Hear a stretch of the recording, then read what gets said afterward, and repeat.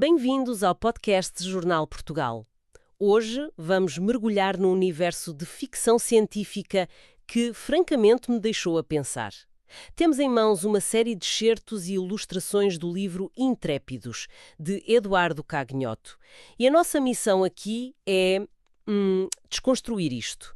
Tentar perceber as grandes ideias, porque, honestamente, o material levanta uma questão que me pareceu central.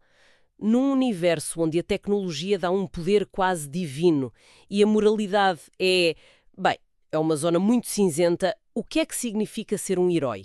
Essa é a pergunta-chave, sem dúvida. Porque o que vemos aqui não é um mundo a preto e branco, não é o bem contra o mal. É um universo denso, complexo, mistura distopia com civilizações marcianas, super-humanos de laboratório com física quântica. Tentar encontrar um herói no sentido clássico, pronto, esse é o verdadeiro desafio. Exato, e se calhar o melhor sítio para começar é o símbolo mais óbvio desse poder todo. A Mega Torre Arcanjo. Só os números, por si só, são absurdos. Completamente. Estamos a falar de 720 metros de altura, 150 andares. É uma cidade inteira na vertical. Precisamente, uma cidade com uma população fixa de 80 mil pessoas e que recebe mais 40 mil todos os dias. Tem escolas, hospitais. Hotéis, uma central de gás natural própria. É um ecossistema fechado. Lá está. Ergue-se acima de tudo e de todos. E projeta uma sombra de 3 km sobre a cidade lá em baixo. Quando li este detalhe, não consegui deixar de pensar. Isto não é só geografia, pois não? Não, claro que não. Uma sombra de 3 km. É uma declaração de poder. É uma declaração, sem dúvida. E essa sombra não é só física, é social, é económica. A torre literalmente apaga o sol para uma parte da população. É a metáfora mais direta de opressão que se pode ter. É brutal. O que é mesmo arrepiante é que a torre materializa uma filosofia, a de que o progresso exige a opressão. Neste mundo, não são duas coisas em conflito, parecem ser a mesma coisa. A própria estrutura diz-nos que, para chegar às estrelas, é preciso esmagar quem está em baixo. A sombra não é um acidente, é o custo. E no topo, na cúpula, vive a sua criadora, Andreia Arcanjo. A arquitetura reforça a hierarquia de uma forma quase feudal.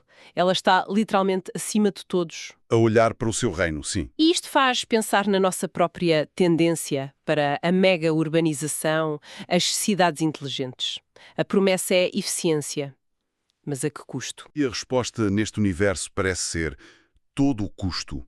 A torre não é um lar, é uma máquina de controlo. Mas o intrigante é que esta visão de um futuro terrestre supercontrolado coexiste com a ideia de um passado cósmico vasto e selvagem. Exato. A torre é o pináculo da humanidade, mas os excertos deixam claro que não fomos os primeiros a ter um império por aqui. De todo. E isso leva-nos a Marte. Não o nosso Marte, mas um Marte ancestral. E a descrição dos marcianos originais, olha, não são os típicos homenzinhos verdes. Não, a descrição é bastante específica. São humanoides, pele vermelha, cabelos brancos, a sua anatomia mais complexa que a nossa e são muito ágeis. Mas a característica mais interessante É. serem homeotérmicos. Exatamente, ou seja, conseguiam regular a própria temperatura corporal. Uma adaptação biológica incrível para sobreviver em Marte sem tecnologia. E isso é crucial. Estabelecer que existiu uma civilização antiga e avançada em Marte faz mais do que dizer não estamos sozinhos. Diz-nos que o universo tem uma história profunda, com ciclos de ascensão e queda. Coloca a nossa existência numa perspectiva muito mais humilde. E também coloca uma pressão enorme sobre o presente. Se eles desapareceram, que esperança há para nós? E é neste mundo, com a pressão da torre e a pressão da história, que surgem as personagens. Quem são as pessoas que carregam este peso? É aí que conhecemos a equipa que dá nome ao livro, os Intrépidos. Especificamente, um grupo escolhido para uma missão de alto risco. Envolve um portal e um computador quântico, o que, por si só, já soa a desastre. A equipa é um trio clássico. Utopia, o jovem, o general dinâmico, o veterano de guerra, e a gnótica, que é descrita como um computador humano. É um equilíbrio interessante, não é? A audácia, a experiência e a lógica pura. Mas quem os junta é André Arcanjo, a mesma mulher do topo da torre. E isto muda tudo. Pois muda. A questão deixa de ser, será que eles conseguem? E passa a ser, Para que fim estão a ser usados? Exato. Ela é uma mentora ou uma manipuladora? Tendo em conta o que a Torre nos diz sobre ela, a segunda opção parece mais provável. A ambiguidade moral dela é o motor da tensão. E essa ambiguidade torna-se, bem, explícita quando descobrimos a origem de um dos supervilões, o projeto Dínamo. A história desse projeto é mesmo perturbadora. Para criar um super-humano, eles não escolheram um herói.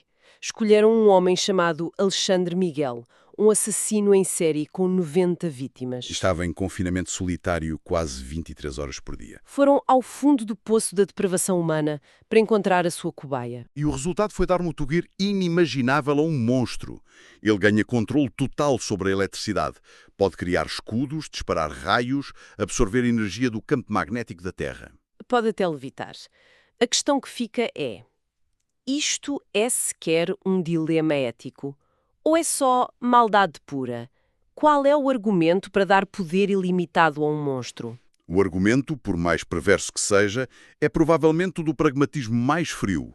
Do ponto de vista de alguém como Arcanjo, ela não vê um monstro, vê uma ferramenta. Uma arma. A lógica de que precisas de um lobo maior para caçar outro lobo. Exatamente. O problema é que as coleiras por vezes partem-se. E isto mostra que neste universo a busca pelo poder justifica tudo. Não há limites éticos.